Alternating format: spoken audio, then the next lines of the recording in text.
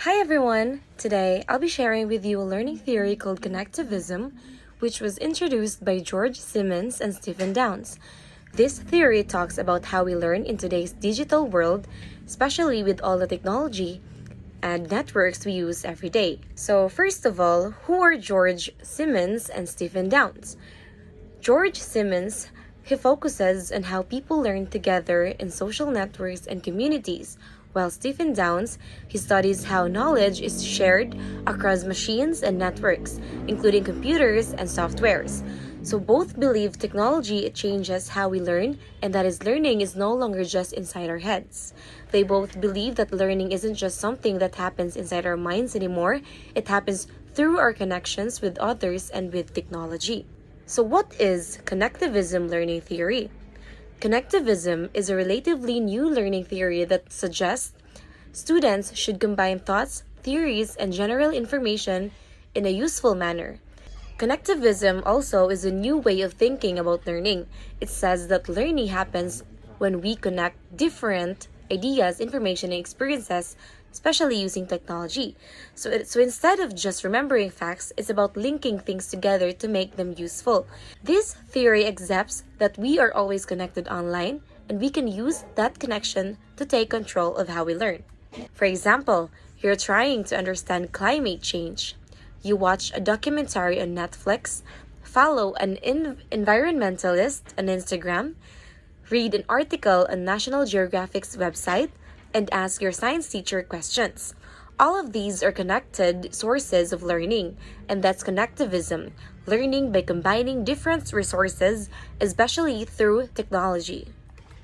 Next part is what are nodes and links in connectivism. In connectivism, students are seen as nodes in a network. A node refers to any object that can be connected to another object, like a book, web page, person, etc. Connectivism is based on the theory that we learn when we make connections or links between various nodes of information, and we continue to make and maintain connections to form knowledge. So in this theory, we are all like nodes in a big network.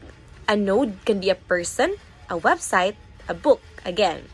Anything that holds information. Remember that. A link is the connection we make between these nodes. We learn by making connections between nodes and building a web of knowledge. The more connections we make, the more we understand. For example, you read a science article, that is a node. Then talk about it with your teacher, that is also a node. And later watch a YouTube explainer video, another node. When you connect all these sources, you understand the topic better. So these are your nodes, and your understanding is the link between them. Connectivism relies heavily on technology, so the first step to creating a connectivist classroom is to introduce more opportunities for digital learning like online courses, webinars, social networks, and blogs. So here are some ways to incorporate connectivism in the classroom. The first one is the social media. One way teachers implement connectivism is through the use of classroom social media. For example, a class Twitter account can be used to share information, engage in discussion, or announce homework tasks. These can help boost class engagement and open the lines of discussion among students and teacher. Second one is the gamification. Gamification takes assignments and activities and puts them into a competitive game to make learning more of an interactive experience.